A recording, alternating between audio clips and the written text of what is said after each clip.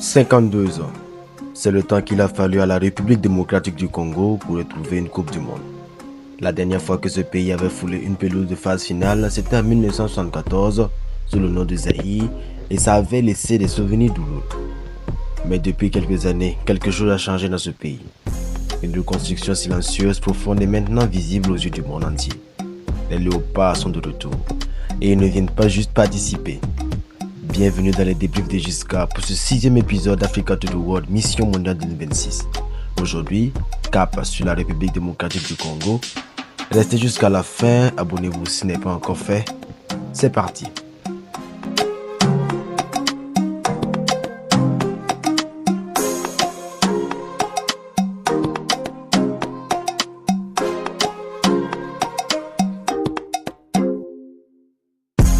Pour comprendre ce que représente cette qualification pour la RDC, il faut remonter aux origines. Parce que ce pays a eu une histoire footballistique bien plus riche que beaucoup imaginent. En tant que Zaïre, le pays est la première nation d'Afrique subsaharienne à se qualifier pour la Coupe du Monde 1974 en Allemagne. Et ce n'est pas un hasard. Les Léopards remportent la CAN 1968 et la CAN 1974, s'imposant comme l'une des grandes puissances du football africain de l'époque. Une génération talentueuse portée par un vrai sentiment national. Mobutu Sese Seko, le président de l'époque, avait même payé des panneaux publicitaires à la Coupe du Monde pour afficher les messages comme Zaïre paix, tant ce tournoi représentait un symbole de fierté nationale. Mais le tournoi lui-même tourne au cauchemar. Battu 2-0 par l'Écosse lors de son entrée en lice, le Zaïre affronte ensuite la Yougoslavie et subit l'une des pires défaites de l'histoire du mondial. 9-0, puis 3-0 face au Brésil. 0 but marqué, 14 buts encaissés. Une image qui restera comme un traumatisme dans la mémoire collective. Mais derrière ces chiffres bruts, il y a une réalité plus complexe.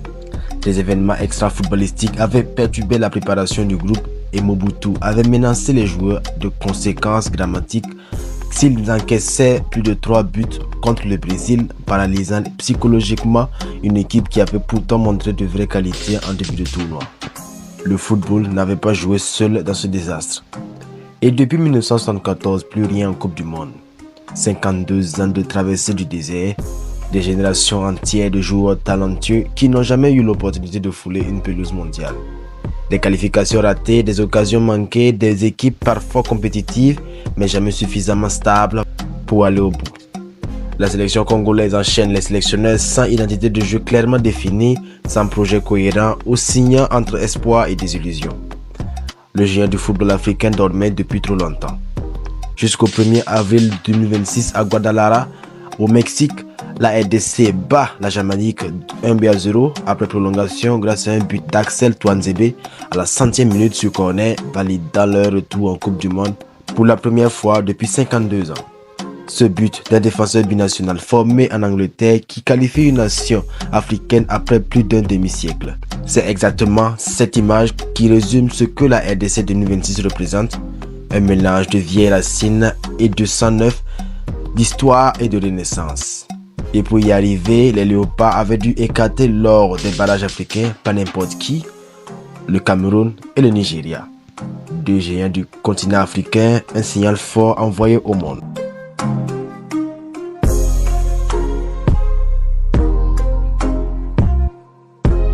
Comment est-on passé d'une équipe en perdition à une qualification historique en Coupe du Monde? La réponse tient un nom, Sébastien Desabre. Quand ce technicien français prend les rênes des Léopards en août 2022, la sélection congolaise sort d'une période de turbulence. Son prédécesseur, l'Argentin Hector Cúper, affichait un bilan de 3 victoires, 3 nuls et 4 défaites en 10 matchs officiels. La RDC se situe à la 109e place mondiale. Pas de projet, pas d'identité, pas de confiance. 3 ans et demi plus tard, la RDC est qualifiée pour le mondial 2026, a grimpé jusqu'à la 48e position mondiale et occupe durablement le top 10 africain. Ce que Desabre a fait, c'est construire un vrai écosystème. Une discipline tactique, une rigueur défensive, un système de jeu en 4-3-3 qui se transforme en 4-1-4-1 hors de possession. Mais surtout, il a eu la capacité de convaincre des joueurs formés en Europe qui auraient pu choisir d'autres sélections de porter avec fierté le maillot des Léopards. Noah Sadiki, Ngalael Mouko, Aaron Wan-Bissaka, Axel Tuanzebe, tous ces joueurs binationaux ont rejoint la RDC sous l'impulsion de De Sabre, séduits par un projet clair et une communication directe. Le cas d'Aaron Wan-Bissaka est emblématique. Né à Croydon de parents congolais, le défenseur de West Ham avait d'abord entendu une hypothétique convocation en équipe d'Angleterre. Après des années de patience, il a officiellement opté pour la nationalité sportive congolaise en mai 2025, obtenant son passeport congolais à l'ambassade de Bruxelles en août de la même année. Dès septembre 2025, il était titulaire par De Sabre pour le choc décisif contre le Sénégal à Kinshasa. Un engagement qui va bien au-delà du football avec un projet d'académie à Kinshasa et un attachement réel aux origines familiales. Maintenant, analysons concrètement cet effectif. Dans les cages, Lionel Passy du Havre a pris le leadership, un gardien sérieux, compétent qui constitue une base solide. En défense, c'est là que se trouve sans doute la vraie force de cette équipe. Sous De Sabre, le système utilise Wan-Bissaka dans un rôle de latéral hybride, discipliné défensivement, capable de se projeter offensivement pour créer des décalages. À gauche, Arthur Massokou apporte sa technique et son expérience dans ce couloir. Et en charnière, le capitaine Chancel Bemba reste le patron absolu, celui qui tient ce bloc debout dans les moments difficiles. Lors du 8e de finale de la CAN 2025 contre l'Algérie, sur chaque offensive des Fennecs, les centres retombaient sur le duo Mbemba-Tuanzebe, une association qui a tenu pendant 119 minutes face à une des meilleures attaques du continent. Axel Tuanzebe, à ses côtés, lui aussi binational, forme une paire complémentaire, l'expérience de Bemba, la fraîcheur de Tuanzebe. Au milieu, l'architecture est intéressante. Samuel Mutusami est la sentinelle défensive, le métronome formé à Lyon. Titulaire indiscutable depuis 2019, il est le monteur silencieux du système. Noah Sadiki, 21 ans, formé à Anderlecht, maintenant à Sunderland en Premier League. Sa signature à Sunderland pour 5 ans en juillet 2025 illustre sa progression rapide vers le très haut niveau. C'est peut-être le visage de cette nouvelle génération congolaise. Physique, intelligent, capable de lire le jeu et de récupérer dans des espaces réduits. Et dans un rôle plus offensif, Ngalael Mouko de Lille apporte sa technique et sa capacité à peser dans les rencontres importantes. En attaque, des forces réelles, mais aussi des questions. Sur les couloirs, Meshak Elia à droite et Théo Bongonda à gauche n'ont pas été intéressants lors de la CAN 2025. Des prestations trop irrégulières, un manque de tranchant dans le dernier geste. Ce sont des joueurs qui ont la qualité pour exister à ce niveau, mais qui devront impérativement élever leur niveau lors de ce mondial sous peine de pénaliser l'équipe. En numéro 9, Cédric Balkambo est l'homme de la situation. Avec 20 buts en sélection, il est proche de devenir le meilleur buteur de l'histoire de la RDC. À 33 ans, toujours au Real Betis, il reste le repère offensif absolu, le finisseur, celui vers qui l'équipe se tourne naturellement. Et Yohan Wissa, absent de la CAN 2025 sur blessure, revient pour ce mondial. À Newcastle, sa saison a été compliquée, pas toujours en confiance, mais la Coupe du Monde est un monteur à part entière. Ce sera à lui de prouver qu'il a retrouvé son meilleur niveau. Maintenant, il faut être honnête sur les limites. Le match contre la Jamaïque lors des barrages a montré des faiblesses réelles, un manque de rythme, une équipe parfois paralysée par l'entrejeu, incapable de tuer le match dans le temps réglementaire contre une équipe qui n'avait pourtant rien de rédhibitoire. Face à un Portugal ou une Colombie, ces lacunes-là seront immédiatement sanctionnées. C'est là qu'arrivent des profils qui pourraient changer la donne. Seny Mayulu, ailier du PSG à seulement 19 ans, est peut-être le talent offensif le plus excitant que ce pays possède en ce moment.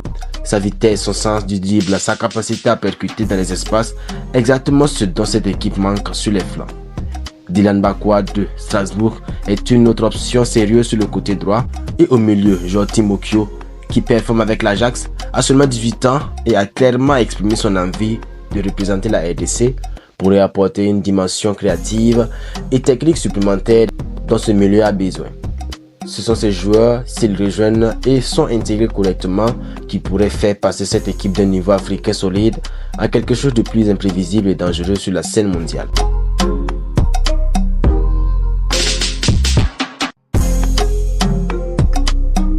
Les Léopards rejoignent le groupe K de la Coupe du Monde 2026 avec la Colombie, le Portugal et l'Ouzbékistan.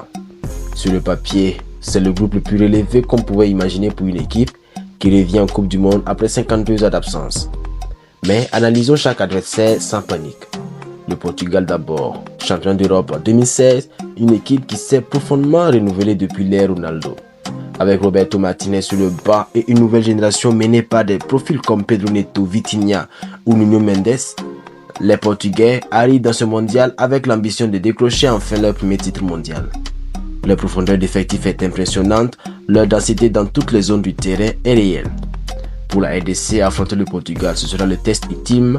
Tenir défensivement, s'appuyer sur le bloc que des sabres a construit et chercher à frapper sur contre-attaque. Le résultat idéal serait un match nul. Une victoire serait l'un des plus grands espoirs du football africain.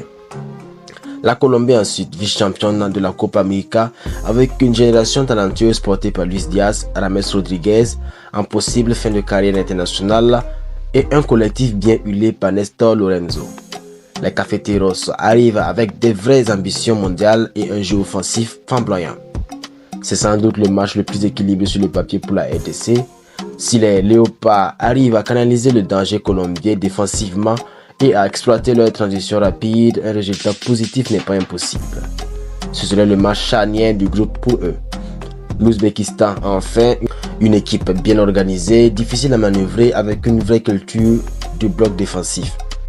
Ce match contre l'Ouzbékistan est celui que la RDC doit absolument remporter pour espérer passer le premier tour. 3 points dans cette rencontre seraient la base sur laquelle tout peut se construire. Objectivement, passer ce groupe K est un défi immense. Mais avec un bloc défensif aussi solide, un Bakambu qui peut marquer sur coup d'éclat et la possibilité d'intégrer des profils comme Mayulu ou Bakwa pour dynamiser l'attaque, un scénario où la RDC prend des points contre la Colombie et domine l'Ouzbékistan n'est pas de la science-fiction.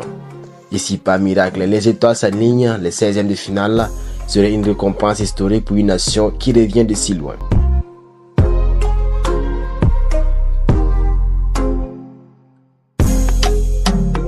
La RDC en 2026 est une des histoires les plus belles de ce mondial avant même le coup d'envoi. Une qualification arrachée dans la douleur contre la Jamaïque après avoir éliminé le Cameroun et le Nigeria. Une génération de binationaux qui ont choisi de porter ce maillot par amour sincère pour leurs racines. Un sélectionneur français qui a transformé un vestiaire en perdition en une équipe difficile à battre. Et au fond de tout ça, un peuple congolais qui attend ce moment depuis 52 ans. Ce mondial ne serait pas facile pour les Léopards. Le groupe K est le plus relevé qu'on pouvait tirer, mais ce qui est certain, c'est que cette équipe ne viendra pas à la Coupe du Monde 2026 pour se promener. Elle viendra pour laisser une trace et avec les bons ingrédients ajoutés au bon moment, les Léopards pourraient bien faire rugir tout un continent. Rendez-vous sur le terrain pour voir jusqu'où ils peuvent aller. Voilà pour ce 6e épisode d'Africa to the World Mission Mondiale 2026. La semaine prochaine, un autre pays africain, une autre histoire. Likez, commentez, partagez et abonnez-vous si ce n'est pas encore fait. L'Afrique va au mondial et on suit tout ensemble.